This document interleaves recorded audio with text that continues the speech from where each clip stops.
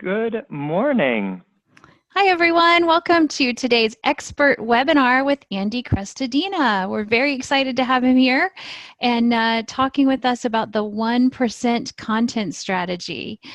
I wanted to let you know before we start that this session is being recorded, and I will send you a link to the very recording on Monday. You can expect that. So not to worry, you will get a link to the recording and be able to watch this again, and I think you're going to want to. I've seen a preview of Andy's slides, and he has some fabulous material to present. If you have questions during the session, please feel free to answer them. The best feel free to answer them. Feel free to ask them. The best mechanism for that is to enter the questions into the chat box or to the Q&A section of the site.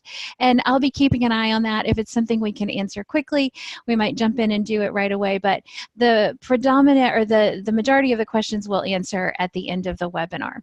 Again, thanks so much for joining us today. And now I'm going to welcome our speaker.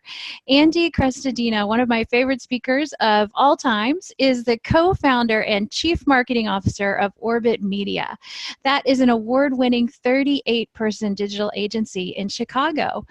Over the past 18 years, Andy's provided digital marketing advice to thousands of businesses, including BuzzSumo. He speaks at national marketing conferences, writes for big marketing blogs, and he hosts a marketing podcast. He's written hundreds of articles on content strategy. You can find those at different places, including Forbes, Entrepreneur, BuzzSumo, Brand24, and he has a book, which I think you all love. It's called Content Chemistry, and the link to it is in the chat box. So if you want to get a copy of Andy's book afterwards, you can do that as well. Andy, thanks so much for joining us today. Welcome, and we can't wait to hear about the content strategy. Thank you, Susan. Thank you, BuzzSumo. Thank you, everyone, for coming. I'm a longtime BuzzSumo fan and almost a daily user of the tools, and so collaborating on content, of course, is a huge pleasure.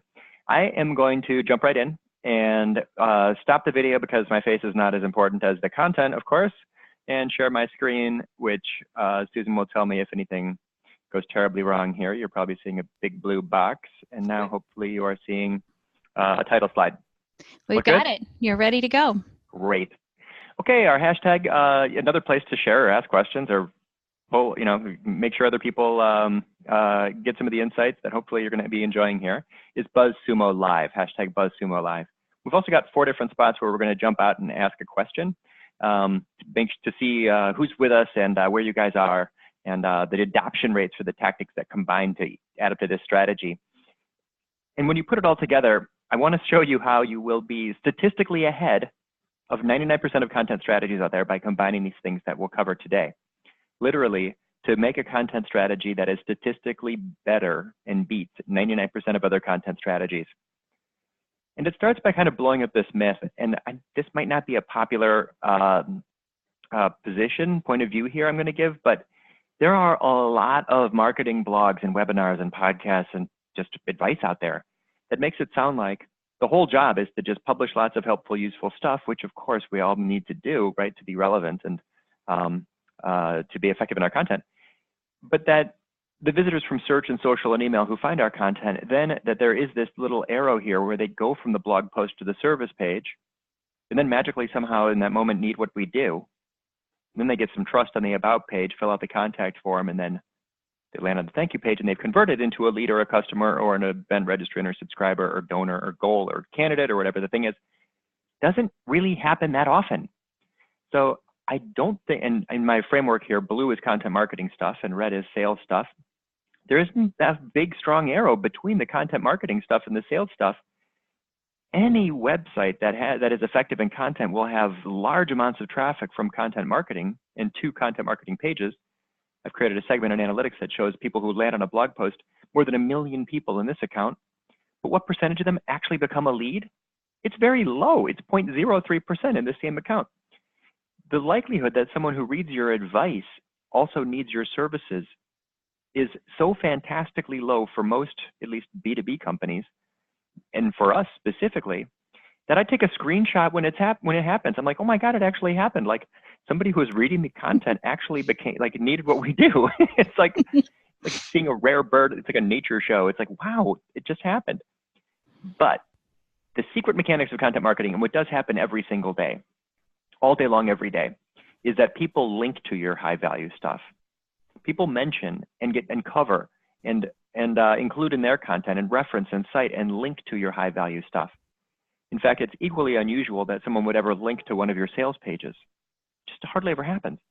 So here is what I think is the most powerful mechanism for demand generation, consistently getting leads every day, which is that those articles that we publish attract links and build the authority of all the pages on our site. The links to the blog post pass authority through links, through internal linking, and through navigation to the service pages. And that makes these service pages rank worthy. Basically, search traffic, of course, you're going to attract tons of visitors to your articles. But if you want these qualified visitors to the service pages, you need to have content marketing content to attract the links to give you the authority to make other pages on your site rank worthy, or else you'll never get qualified visitors to your service pages because they'll never rank high enough for these competitive phrases. It's kind of the super powerful but indirect benefit of content marketing, and it's the key to search and how Google works and how authority works. Right? I'm an SEO from 18 years and a content marketer for the last 10. I'll do it again backwards.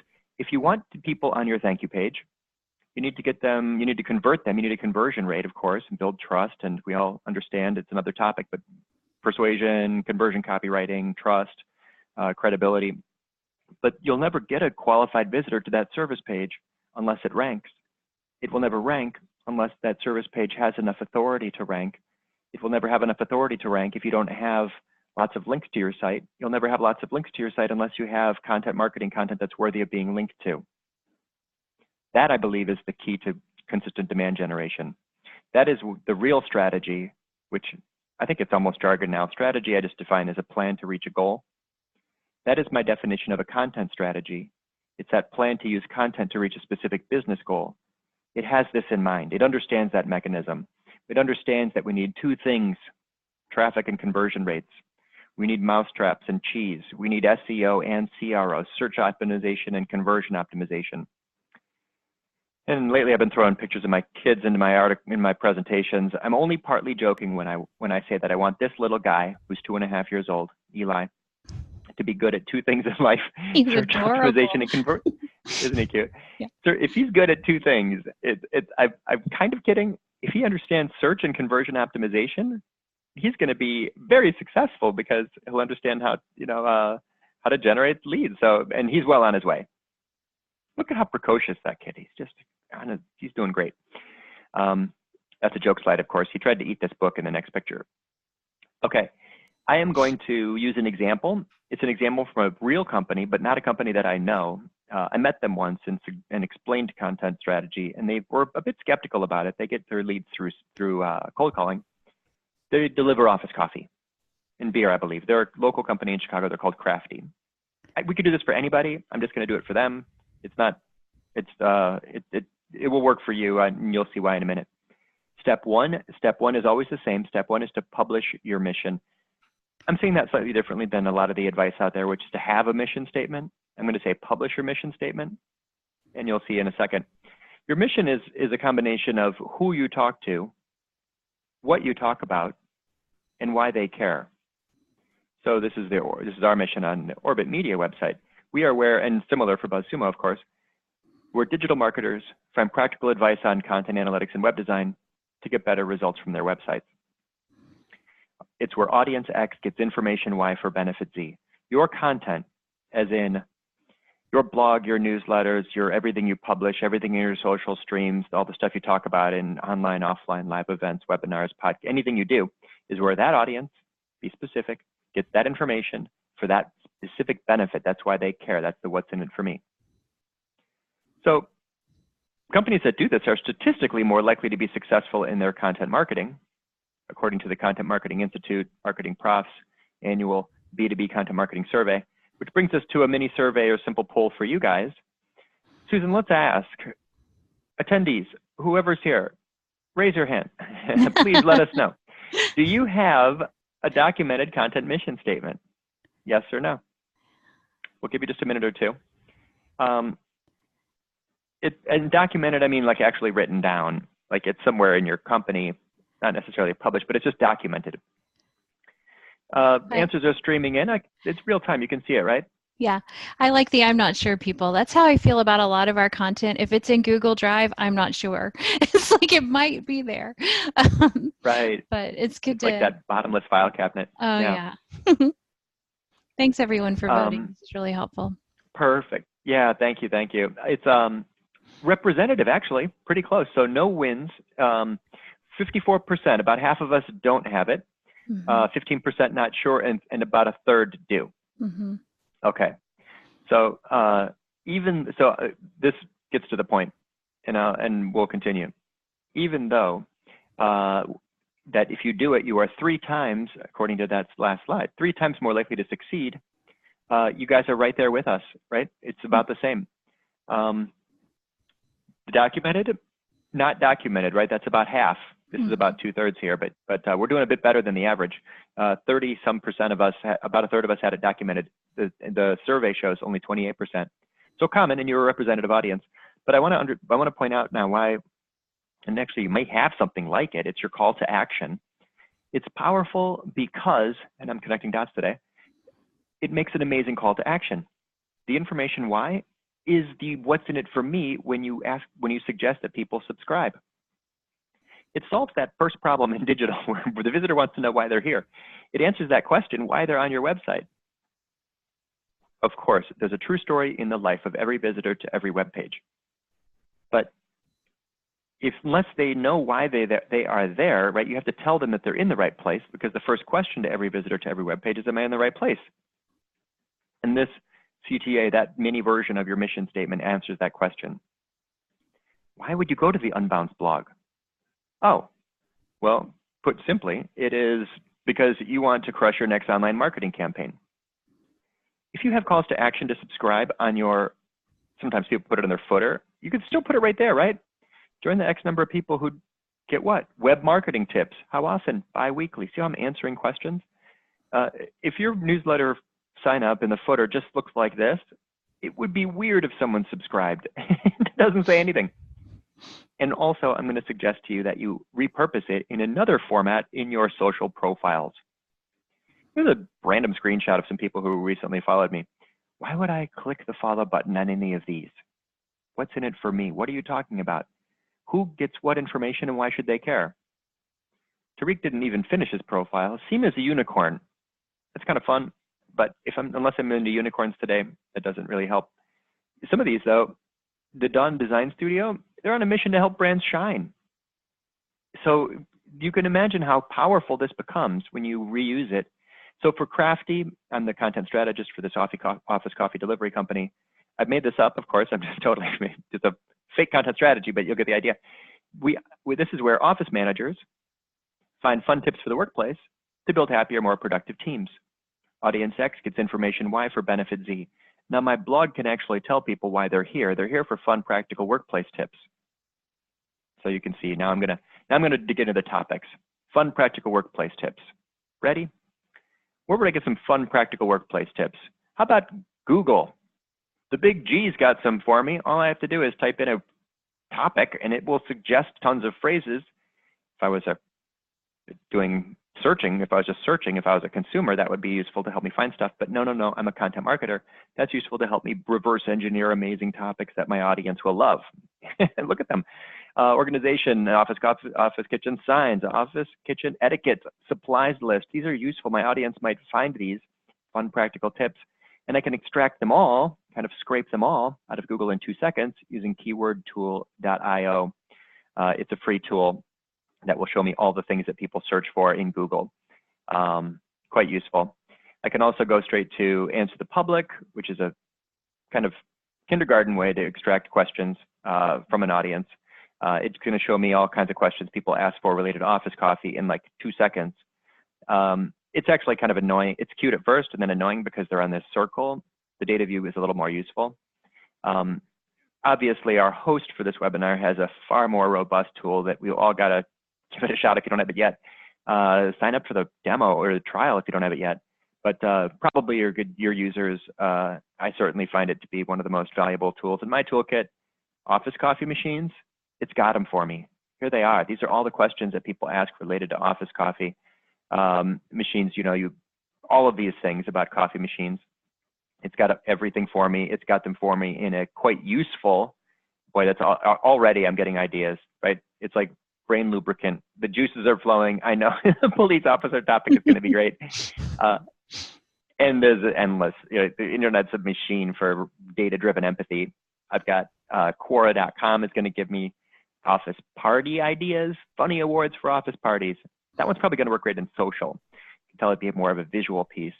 There's so many of these things. And then I can actually zoom in and zoom out and build content at any depth, maybe making a high-level list post with top 10 things, drill down into specific topics, or go really deep into an in-depth post. I think that every topic in the universe is organized on a giant fractal, and you can zoom in or zoom out and get great stuff at any depth. The ultimate format for topic, and Steve taught us this. Steve changed my marketing forever that day. This piece of content I'm going to show you actually brought us together and is how I first met BuzzSumo. But it was a piece where he realized through research that research itself is the most powerful format. It's not true that good content's good and bad content's bad. What's true is that good content is incredible and gets all the results, and bad content gets basically nothing.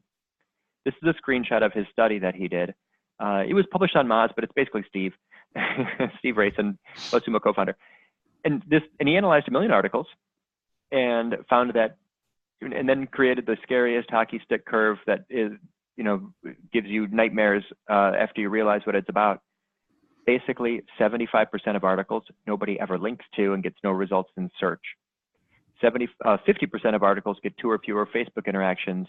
That's basically no results in social. Most content fails. Crickets. Nothing happens, right? If you get 2 or fewer Facebook interactions, that's like, we can just round that down to 0, right? Because that's like, I wrote it and Susan was nice enough to click the like on it, or the author and their editor, that's almost nothing, right? 2 Facebook interactions is sort of the opposite of traction. And then he sums it up, and this is it, and I paraphrase him to make it even more digestible. If you want to create content that achieves a high level of both shares and links, we'll call that social and search, then you should concentrate on 2 things: opinion-forming authoritative content, or well-researched and evidenced content. That's strong opinions and original research. Now, there are people who are very good at the consistent op-ed and the strong opinion and being a bit provocative. I don't know of a prescriptive way to give you advice on how to eventually, inevitably convince your executives to stick their neck out because you're trying to be provocative, but to create a consistent, repeatable, scalable format for strong opinion is very difficult for most brands. But original research, I'm going to lead the way right here. You're going to see how I can do it, and you can do it at low cost consistently. It's going to crush it. First of all, go look at your Google. If you published any original research, look at Search Console, and you'll see that these outperform everything else at attracting links, which was my premise, my thesis at the top. I suggested that's really going to be the way that we create consistent visibility and qualified traffic to our sales pages for those commercial intent key phrases. And I'm going to do it in 3 ways: observation, aggregation, and a mass outreach effort. 1 and 2 are pretty quick. Number 3 is harder, but you'll see how effective it can be.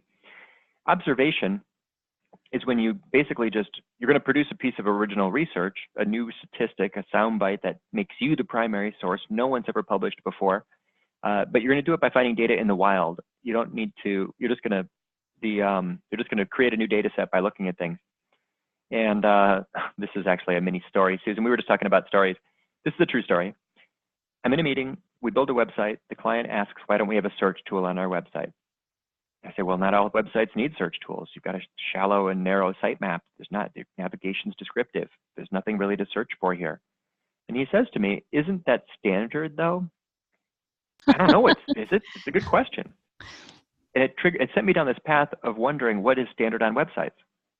So we're a web design company. It's highly relevant. So what I did was I reached out. I published this piece eventually, and here's how. I went to Alexa.com, downloaded a list of the top 50 marketing websites. I made a list of 10 attributes of websites, and I put them on and rows in a spreadsheet with the websites as columns in that spreadsheet, and sent it to a virtual assistant who sent me back a filled out spreadsheet saying which websites had which features, and published this chart that shows what percentage of websites had what on them.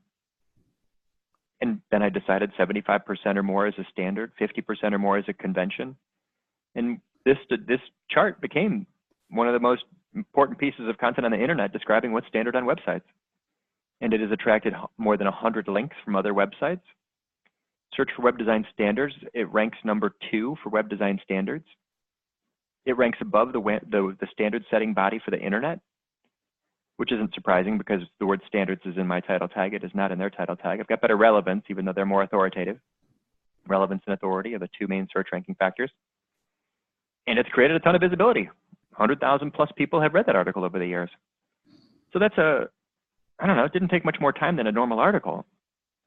Got the data set, created the parameters, sent it to a virtual assistant, sent back a spreadsheet, created the chart, wrote the analysis. Aggregation is an equally effective and efficient way to create content, original research. How much money do marketers make? I should just pause there. You guys are dying to see the data, right? How much money do marketers make? I don't know. I went to payscale.com and glassdoor.com and found the median of all the data points, 60-some thousand data points for 7 different job descriptions, and published a chart showing the average compensation, not normalized for size of company, not normalized for geography. Of course, big companies and big cities, maybe they pay more. But that median showed basically the relative compensation packages for these marketers. And then I did it again 18 months later, and now I have data that neither of them actually have. I have the historic data, and I published the change because I did repeat the survey, and you'll get even better results, even more relevance. Longitudinal data is quite valuable. And by the way, congrats to all of you for being on this webinar. The skills that you are adding to your skill set right now as we speak today, this morning, Friday. What's the date today? October 12th. October. Mark your calendars, people, because this content strategist compensation packages have gone up 40% over the last 18 months. We now are more valuable to brands than marketing managers. Look at that. Passing them up, Susan. We're killing it. It's great. It's very valuable. Yeah. Did you hear that collective click today. as everyone takes a picture of the slide for their next performance review? Yep. And then the hate mail I get from their managers when they get out of their next meeting. Yes. but these skills are valuable. We are becoming, if you understand both search and conversion, you're a dual threat marketer, you're a growth hacker. You as an individual can make a brand grow just with those 2 skills, right? Traffic and conversions, SEO and CRO. But this data, back to the point, the data wasn't time consuming to make.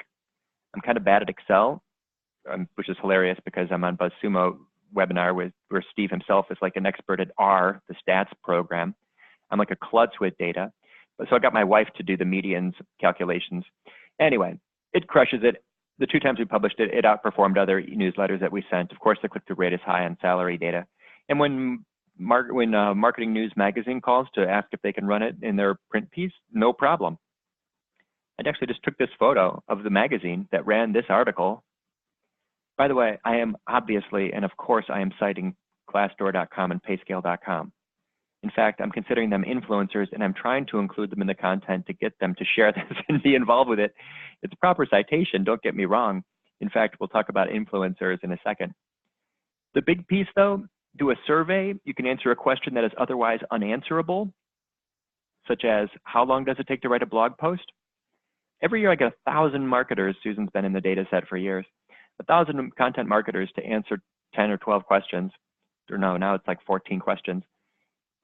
And there's no other way to know. But the answer, and this just went up, I have the news data coming out shortly. It takes 40% more time to write a blog post than it did 4 years ago. We are the primary source of that information. If you want to cite, if you're writing anything about how marketing takes time and content is hard and bloggers are working more than they used to, this is the primary source for that data. So because we did this big outreach and answered a question that was, you can't get otherwise, right? Surveys are amazing that way. Literally 1,600 different websites have linked to that one piece of research repeated year over year. That's more links and authority to one single content program than most of my clients have combined. Like, it's very powerful as a magnet for links and authority, because it makes you the primary source. My recommendation is for you to be the primary source, for you to be 100% original, for you to create the soundbite, the statistic that contributes to your industry, that advances your field, that makes you so relevant that it would be unethical to talk about the topic and not link to you, right? They would have to. You're the citation, you're the source. So the tactic here is to analyze your industry and ask what it is in your industry that people often say but rarely support. I call that the missing stat. Find and create and publish the missing stat, the missing statistic. And the internet will beat down your door for the day. Mm-hmm. Which brings us to, we wonder, right? Susan and I are wondering. Here we go. What's our next poll question here? Yeah. Our next poll question, have you published original research this year? All right. Oh, making me happy. Yeah, check that out. Good, good, good. Yeah. Original, not just published someone else's research, but created original research, right? I mean, we've all shared someone else's research. In fact, our conference was a few days ago. I think every single presentation mentioned original research. Wow. We were just talking about Andrew Davis a minute ago. He's every presentation, every book. Mm-hmm. You know, it's almost like a writing standard. Don't publish without citing some source. Here are our results. We're looking at 63% no and 37% yes. All right. That, to me, is also representative of the data that's out there. Michelle Lin, Mantis Research, found a similar number. I think that you guys are actually maybe you're just more honest. I think that her numbers seem high. Or maybe it's the data set. Maybe she's talking to enterprise. But actually, I can help on that. She was surveying BuzzSumo users. So that might really? Yeah, she might also have had an audience who's a little bit more bent toward data. Just a thought. Because your audience is smarter than most. That makes sense to me. Make sure you guys They're ahead of their game. Well, you wouldn't use BuzzSumo unless you went beyond opinion and wanted data. I mean, BuzzSumo is a platform for data to support amazing marketing ideas. So that's cool that you know this. So you worked with Michelle on this piece? Yeah, we did. Michelle and Mantis, they're great. If you need to do a survey of anything, they are wonderful at producing it. So yes, we were part of it, but in the way of letting them do it for us. So I highly recommend Mantis Research. This is a great piece. It's an important piece. Mm-hmm. And it shows that most don't, basically. So my suggestion here, everything I described, especially that survey, is maybe hard work, but this is my main kind of my competitive advantage, maybe. I mean, my purpose, my whole idea is to just work a little harder than most other marketers, because like Steve's hockey stick curve, right? Results are always exponential and on a curve, and the top percentage of things get exponentially better results. But effort and time and work that goes into creating quality is linear. So if I work 3 hours harder on anything that I'm working on, and I get it even a little bit farther over to the right, literally 10 times the effort can get you 100 times the results. That blogger survey takes us 10 times, it's about 150 hours to create. That's 10 times a typical article for us or more. The results, 100 times the results, even greater. Sonia, are you friends with Sonia? She's my hero. Copy bloggers, chief content officer of Copy Blogger. Don't take shortcuts, they take too long. Here's an example of a 10x content with 100x results. This is a 10x content promotion idea. That's where I'm sitting right now. That's the computer I'm facing right now. I took a picture of it so you can see what my office looks like and how I made it into a tiny, tiny studio.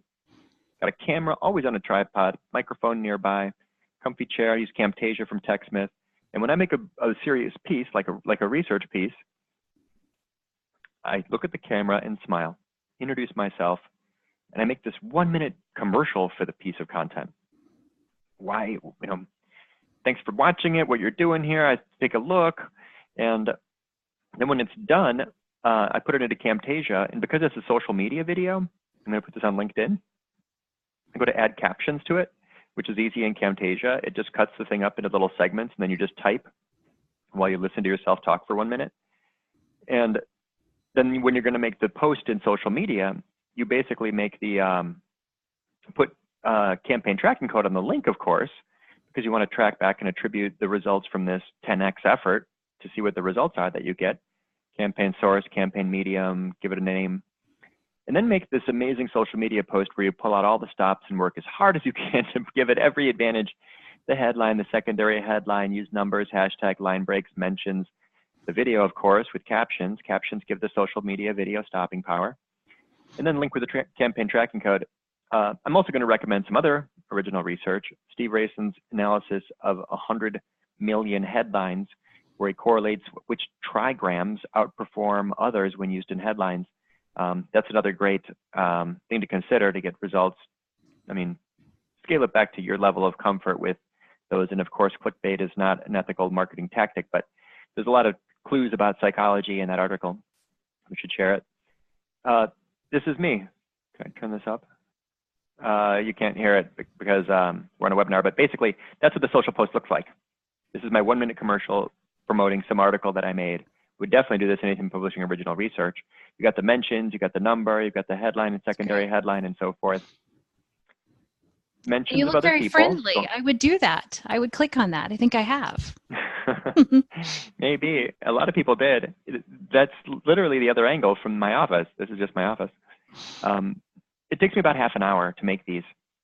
Another trick for them is to click these 3 dots and then get the link to the post and then share that link with your friends, your coworkers, the person sitting next to you, anyone in your Slack board or your Google chat group or private Facebook group, or basically you're trying to get quick reactions to this social post to trigger the algorithm to show it to many, many more people.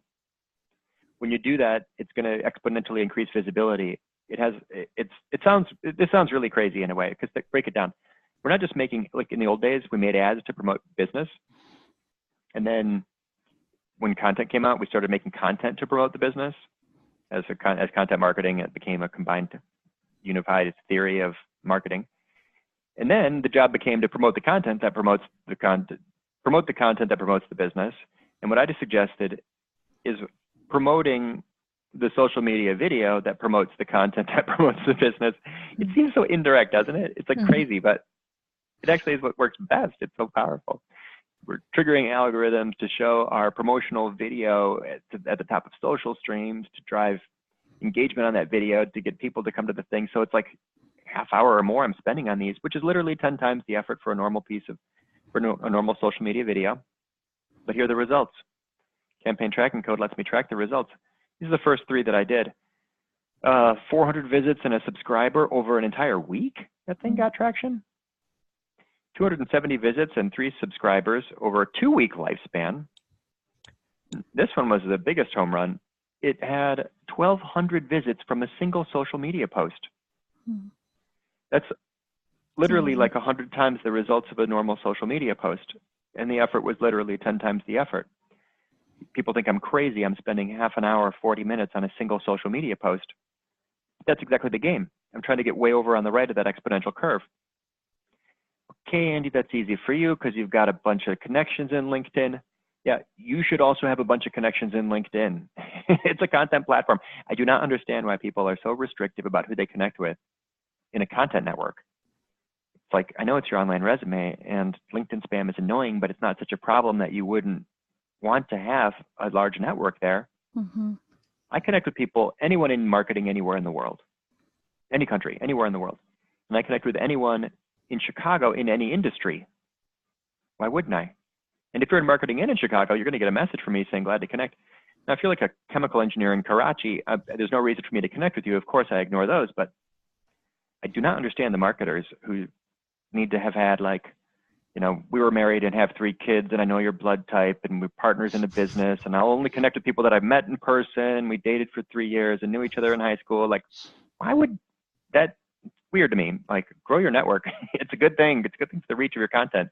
Yes, that is partly why this works. I've grown a network. I recommend it. Writing for prospects in your sales funnel. I use Kyle's face for this. It's a mutual friend of Susan and I have a friend named Kyle.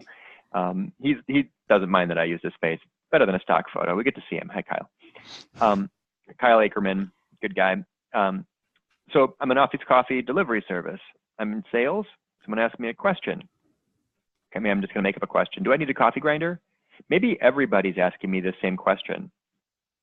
Maybe there's a common theme in my sales process, and maybe I know that now, and I know to make content for that because I'm paying attention and I'm talking to people on the phone.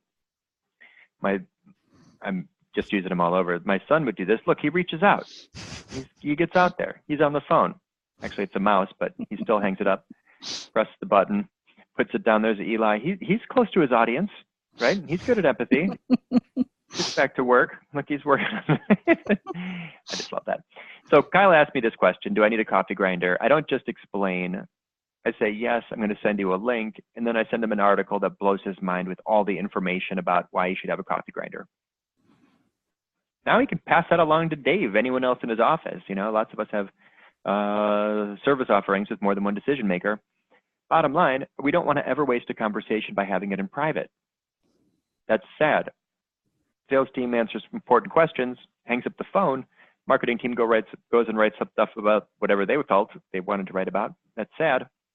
So this is what an effective content marketing, breaking down the silos, collaborative approach looks like. Prospect asks questions. This is the key. That's the seed. Sales team answers the question and then passes that topic along to marketing, which stops what they're doing, writes a great article on the topic, gives it back to sales so that sales can pass it along to the prospect. Now the sales team is on the same page, right? They're sort of singing from the same songbook. You want them to be unified in their messaging. So definitely an important concept for content marketers and one that's easily missed. Text is weak. We go to beyond text. We need to upgrade visual formats. There's more to life than text. If that thing got traction, and it likely would, I knew the topic was vetted. It came from the audience. I'm going to upgrade that to infographics or other formats. I just think it's so charming how BuzzSumo does those illustrations. And your content, your research-driven content is, of course, filled with supportive charts. Always look for the opportunity to upgrade from text to images, from images to video. We'll talk about collaborative content in a second. This is actually a hierarchy. Text is the weakest. Images are more powerful. Videos even yet more powerful because movement, this is like human biology and the occipital lobe and the way the eye works. Our eyes are scanning for pattern interrupters. It's the von Restorff effect. Movement is more powerful than just images, and images are more powerful than text. This is a cognitive bias. It's human psychology. So these are the laws. We made a little chart, of course, a chart. These are the laws of visual hierarchy. Big things are more prominent than small things. That's probably the most important thing. High on the page is more important than low on the page. Strong contrasting colors versus low contrast. Movement more powerful than images is more powerful than text. And then you can always make something more prominent by just removing crap from around it, right? Add white space. Very powerful. He's back. Eli definitely understands the power of visuals. There you go. He understands the power of visuals on the side of the house. He's just great with visuals. That was very attention grabbing, wasn't it, Andy? Gotta have visuals. I'm not a fan of stock photos, so I'm just pulling in some real stuff here. That's a photo of my garage. He wrote on the garage with chalk, and it washed right off, so it's fine. But if there's a cheat sheet, if there's a trick that always works, it's to turn your top X into Y. Turn your top blog post into an infographic. Turn your top blog post into a video. It'll work, trust me, totally gonna work.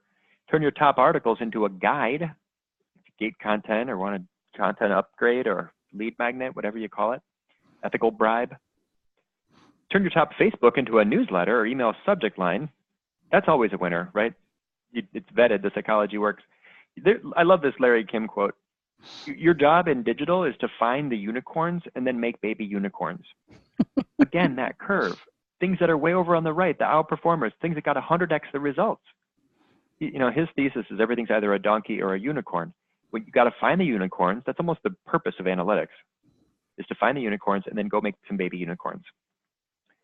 Which brings up this interesting dichotomy and contrast and obsession of mine about search versus social. Just bear with me. It becomes a skill. Eventually, you should be able to look at a piece of content or look at a headline and say, yep, that's going to work in search, or yep, that's going to work in social. The content, long form works in search. Compelling visuals work in social. It answers questions, it's going to work in search. It triggers emotion, it's going to work in social. In search, it's got to meet expectations. They typed it on a keyboard. That's their expectation, right? They're trying to find something that meets their expectations. But in social, totally the opposite. You're trying to be a little bit unexpected, because in search, people are busy, and in social, people are bored. They have either their fingers on a keyboard or they're scrolling down a piece of glass. That's the difference. Content should be engineered to perform in its channel. And that means connecting with an audience, with them, who they are, where they are, what they need. Which segues into one of our next topics here, which is about getting quotes, collaboration, working with influencers. If the influencer collaboration makes your piece better, that's great for search because they're an expert. Or if it just makes it more interesting, fun, shareable, and you work with someone that has a big social following, that's going to make it work better in social, right? So here's our next topic, influencers and collaboration. Again, I'm connecting dots. You want the lead. You need two things. These are the skills we hoped for Eli. Traffic and conversions, search optimization and conversion optimization, cheese and mouse traps. We're in content marketing, so we're going to get traffic from 3 sources, but we like search because those are more qualified visitors. They have intent. They're more likely to become a lead. So we'll focus on them. That means ranking, obviously. Big part of search. Why do things rank? For 2 reasons. They have credibility. Google believes in them. They've been linked to. And they're relevant, choosing and using keywords. Authority and relevance. These are the 2 main search ranking factors. Which brings us to the most important question in digital, or one of the most important questions, is why do people link to things? There's 2 reasons. 1, there's content worth linking to. 2, it's visible to people who see content, who create content, who might make a link. What content's worth linking to? We just covered this. This is the original research that is going to outperform anything else you can publish because it makes you the primary source. But building those relationships is what we need to do next. Our same study we do every year shows that influencer marketing outperforms all other channels or correlates more strongly with self-reported strong results. And they're not hard to find. Just use a Twitter search tool and you can put in, okay, I'm looking for celebrity office managers. I'm just going to assume that there's celebrity office managers, there's celebrity everything. Remember, I'm trying to sell office coffee delivery services. But I don't just search for the office manager. I put in a word that indicates that they're a content creator, blogger, writer, author, podcaster, academic researcher, probably not for office managers, but who makes content. And then the other one that I always use is BuzzSumo, because we've got our topics. So this is it, right? It like breaks it down. It's like you feel like you're cheating.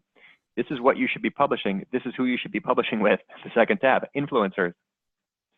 Just check the box. Do you want bloggers and influencers? Do you want some journalists? Right? Probably uncheck companies and regular people for this exercise. Office managers, kaboom, here they are. And it doesn't just show me the size of their following.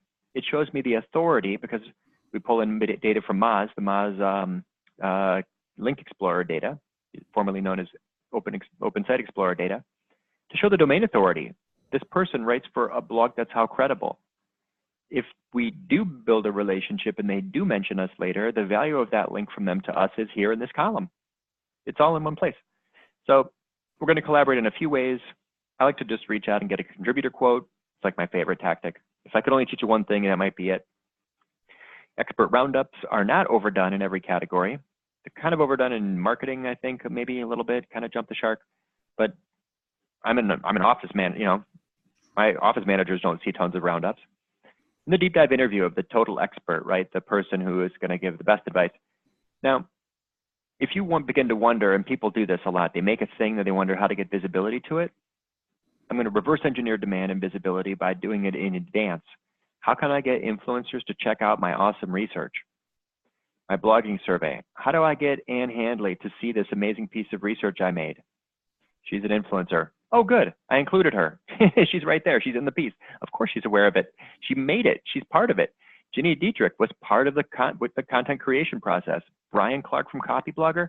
I don't have to ask him to look at it. He's included in it. I made them contributors. I showed them the data in advance and asked them for a quote. Thanks, Joe Polizzi. Of course you know about my content. Ian Clary, you are part of the content. So Blogger A, Blogger B, Blogger A writes an article. Blogger B writes an article, socializes the topic in advanced ideation within a community, including influencers in the piece. They both go live, they both get shared. Who gets a greater audience? It's obvious. I get great feedback on this one all the time. I get emails like this all the time. That worked. Because an ally in creating content is an ally in promoting content. Which brings us to the next poll, Susan. What do we want to find out from our crew here? Do you partner with influencers in your content? Yes, no, or sometimes? Yeah, this is something I try and emphasize to people all the time. You know, start finding people to work with before you write the piece, not at the end. Mm-hmm. Yeah, I mean, a journalist wouldn't publish an article without using a source. Right. So why would the content marketer publish an article without including a contributor? Mm-hmm. Boy, Cool. This is so interesting. I'm taking a screenshot of this. By partner with influencer, we mean contributor quote, roundup, or a deep dive interview. Podcasters are sort of inherently doing this frequently. About 13%. Mm-hmm. We have quite the representational audience. Here's the data. Only 15%, slightly different question, 15% of B2B brands have ongoing influencer marketing programs. Wow. There you go. So last tactic, home stretch. Do you write for other websites? A blogger that writes alone and writes for one blog has content. A blogger that is a collaborative blogger who reaches out, pitches, and publishes on other websites. Remember, red's a sales page, blue is a content marketing article, and yellow now is going to be an offsite publication, like a guest post. The guest post links back to me, of course, or links back to that blogger's content. And they've got a contributor, a guest post from another contributor, right? Someone else writing for their stuff, publishing on their site. They're not trapped on their blog, they're writing for other places, and they're not a single author blog, they're including other voices. Round 2. Round 4. Look at the difference. Only one, it's just a psychological difference is to commit to publishing with other people. When Aaron Orendorff does this, he writes an amazing article, pitches it to the publication with this very simple pitch, which solves the problem for the editor. They get too many pitches. I wrote an article for you. Here it is. That's all he does. That's it. I saw a tweet last night from someone who took this advice and actually just got a great press hit. So we're going to wrap up here pretty quick, but this is our final poll. Do you pitch and publish on other publications? Looks like we're leaning towards the no's at this point. Or no, now we're leaning toward yeses. Great. Yeah. Cool. This is a question we asked during our blogger survey, and the results are that 2/3 of bloggers who respond to our survey say yes. I think that number is a little high. I've been content marketing for 10 years, and I still do it. About 1/3 of my articles are for other websites.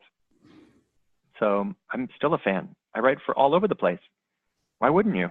You know, it's good for search, good for social. So now we're going to combine these things, targeting two kinds of audience. If we want the transactional visitor who searches for office coffee delivery, we're also going to have to publish lots of content that works for the information intent queries. Two kinds of key phrases, commercial intent, information intent. Two kinds of pages, sales pages and content marketing content. Two kinds of writing, copy and content. Two kinds of visitors, information intent visitors, commercial intent visitors. Two kinds of conversions, subscribers and leads. You know, two kinds of outcomes, glory and fortune, something like that. So mousetraps and cheese, that's Barry's quote. I need to properly cite him, attribute this to him because he's the one who first said that. The website's the mousetrap, the content's the cheese. So here we go. This is it. Here's my framework. I know what this is the summary. What we're talking about, what formats we publish in, who we're publishing with, and where we're going to write for, not just us. And our goal is to get traction and traffic for this sales page, Office Coffee Delivery. It targets Office Coffee Delivery Service. SEMrush or Moz or Ahrefs, all have the same tools. I'll use Moz. The difficulty for that keyword is 22 out of 100. Crafty, my company, craftydelivers.com, is a 16 out of 100. I do not have sufficient authority to rank for that phrase. So I need to have a search-focused content program. Here's my strategy. I'm going to publish some original research. I'm going to go to I'll find a list of the top 50 workplaces. I'm going to interview the benefits managers or the office managers and learn about their perks.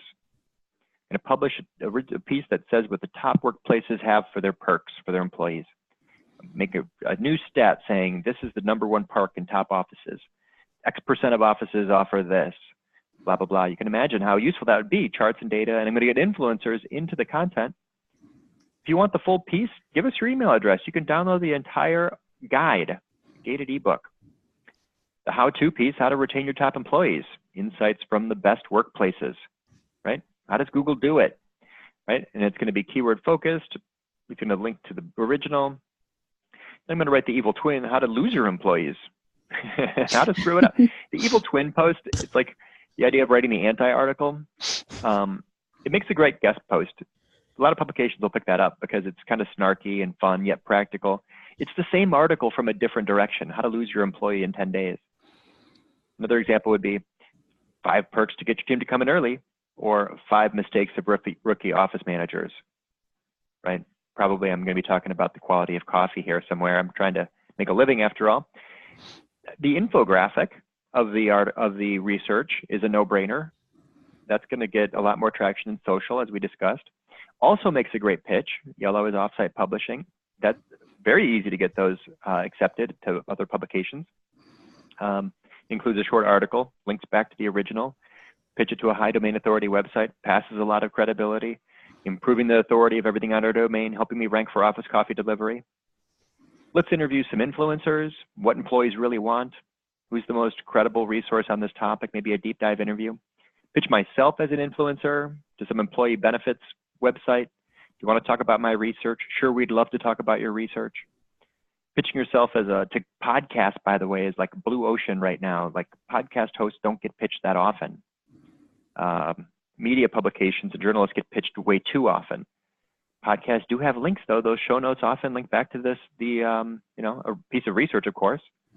And then let's do some blogging. 5 workplace secrets inside the top offices. Coffee, tea, or beer, what they're drinking over there. The dirt on dishes, what's wrong with office kitchens. See, I wasn't just blogging the whole time. This is a content strategy, right? Can you feel the difference? So this is definitely going to work. You can just imagine this is going to work, right? Mm-hmm. It's going to work how often? It's going to work every time I do it. And how often do I do it? As often as I want. This is another kind of made up content strategy, but I could do that quarterly. Why not? Right? Hopefully people maybe take some screenshots of this one. So you're going to get crawled. How long does SEO take? You're going to get crawled right away. You're going to be in Google's index right away. Everyone should rank for their brand. It takes a couple months to rank for low competition key phrases. The higher ones can take years. Mm-hmm. I'm going to say that probably, let me go back a slide. I need probably 100 new links from other websites to rank for that phrase to close the gap in the authority. 100 links. Wow. 6 to 9 months would be, I predict that with this focused, targeted, comprehensive strategy, I will rank for Office Coffee Delivery Service within 6 to 9 months, generating a steady stream of qualified visitors, which as long as I can convert them, I'll have leads every day. My goal is leads every day. So you guys are typical of this data set. 20% of people, according to the big research studies, have a mission, a documented mission. 47% use research. That's the Mantis Research BuzzSumo collaboration. 15% only are influencer powered and do consistent collaboration with influencers in their content. And 65% are PR focused, publishing for other websites. So This is like an SAT question. 0.28 times 0.47 times 0.15 times 0.65. This is the 1% content strategy. That's my point. I think that number is even high. Maybe 1 in 100, if that. Content marketing programs and content strategies include all of these things. Only 1% of strategies are mission-driven, research-anchored, influencer-powered, and PR-focused. 99% of people did not come to this webinar, and I feel bad for them because you guys are going to crush them. It's unfair.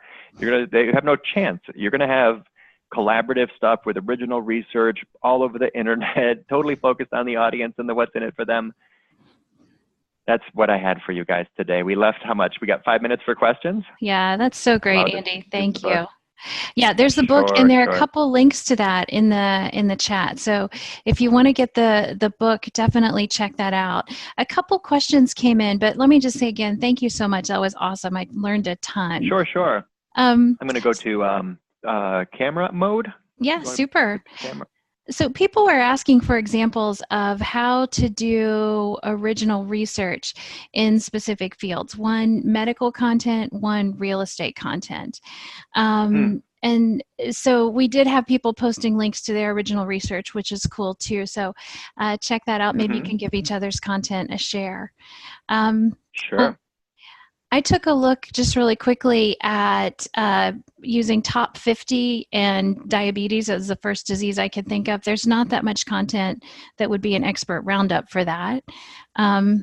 Real estate, there's a little bit more, but still not a lot. But what thoughts do you have on original research for some more niche or very specific topic areas that aren't in marketing? Sure. So I'm going to go to Moz Link Explorer and show you what people are linking to on other websites. And I'll put in a real estate website and I'll put in a medical website, and we'll see what is attracting the most links on those websites to support or reject the hypothesis that research attracts the most links. So I'm in Moz. Give me just 1 second. Sure. We'll do Zillow, maybe Zillow.com. Yeah, it's a good idea. Yeah. So we'll see. You'll see exactly what people are linking to on the top websites.